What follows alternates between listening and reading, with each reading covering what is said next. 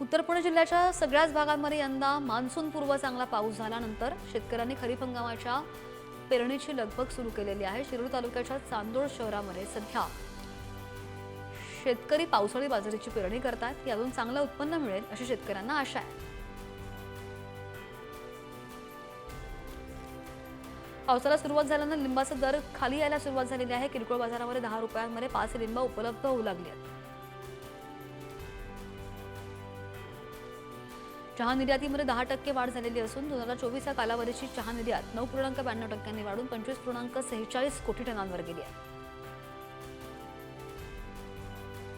यावर्षी राज्यामध्ये 10 कोटी वृक्ष लागवड करण्यात येणार आहे। जुलै आणि ऑगस्ट या 2 महिन्यांमध्ये वृक्ष लागवडीचं उद्दिष्ट पूर्ण केलं जाईल अशी माहिती मुख्यमंत्र्यांनी दिली आहे।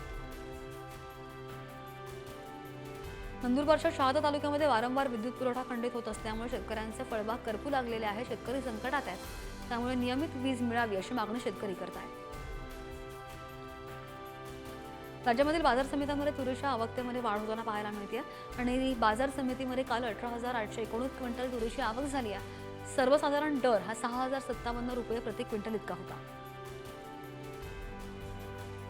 सोलापूर आणि नाशिक जिल्ह्यामधील कांदा मार्केटमध्ये शेतकऱ्यांना दिलासा मिळालेला आहे। नागपूर जिल्ह्यामध्ये लाल कांद्याला कमीत कमी 100 रुपये ते सरासरी 1,150 रुपये दर मिळतोय। नाशिक जिल्ह्यामध्ये अवकाळी पावसामुळे सुमारे 9,500 हेक्टरवरील बागायती पिकांचं नुकसान झालंय। पावसाचा सर्वाधिक कांदा पिकाला मोठा फटका बसलेला आहे। शेतकऱ्यांना नुकसान भरपाई देण्यासाठी 25,63,00,000 गरज आहे। नांदेडमधील चिकाळा गावामध्ये वादळी वाऱ्यामुळे शेवग्याच्या शेंगांची बाग उन्मळून पडली आहे। एका शेतकऱ्यानं 1 एकर क्षेत्रात शेवग्याच्या झाडांची लागवड केलेली होती, मात्र वादळी वाऱ्यामुळे 200 झाडं तुटून पडलेली आहेत। शेतकऱ्यांचं मोठं नुकसान झालंय।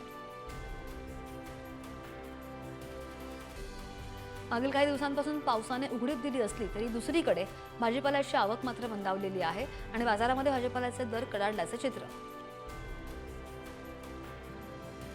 वाशिम जिल्ह्यामध्ये सध्या सर्वत्र ढगाळ वातावरण पाहायला मिळते आणि पुढील 2 दिवस जिल्ह्यामध्ये हवामान विभागानं पावसाचा अंदाज वर्तवलाय।